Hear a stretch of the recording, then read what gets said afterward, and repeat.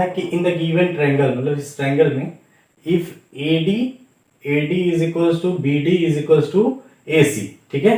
तो angle C का value निकालना है, एंगल C का वैल्यू निकालना है, तो ये फाइंड करना है, ठीक है। तो सबसे पहले हम लोग क्या करेंगे, ABD में देखेंगे। किसमें देखेंगे? ABD में देखेंगे। देखेंगे कि इस ट्रायंगल में दो साइड आपस में क्या है, इक्वल है। तो इनके सामने के कोण क्या होंगे, आपस में क्या होंगे, इक्वल। इसके सामने का एंगल ये और इसके सामने का एंगल ये, मान लेते हैं ये थीटा है तो ये भी क्या हो जाएगा, थीटा। कोई दिक्कत नहीं। अब इसी ट्रायंगल को देखेंगे, जब इसको आगे बढ़ा रहे हैं तो ये हमें एक एंगल मिल रहा है, ठीक है। क्या मिल रहा है? एंगल। तो इस ट्रायंगल का ये एक्सटीरियर एंगल होगा।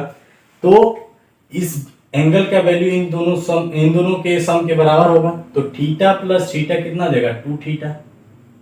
कोई दिक्कत नहीं।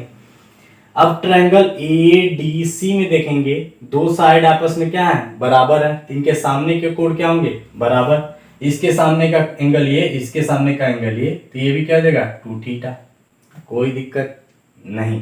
अब आप एक कंसेप्ट जानेंगे कि अगर ये कोई ट्रायंगल है, ठीक है, इसके शीर्ष से कोई एक सरल रेखा जा रहा है और कोई एंगल ये है अल्फा और ये एंगल है बीटा, ठीक है, और ये मान लेते हैं x है, तो इसका वैल्यू आपका आ जाएगा alpha plus beta minus x, alpha plus beta minus x. कोई दिक्कत?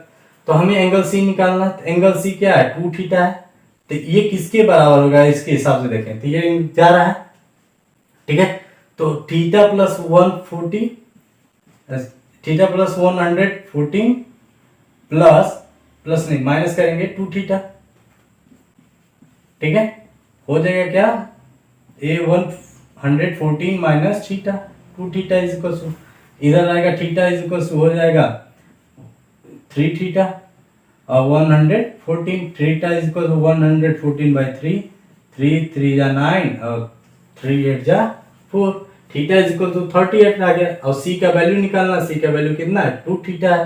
तो 2 theta is equal to 38 multiply by 2, इसका वैल्यू हो जाएगा 74 डिग्री। Answer number B.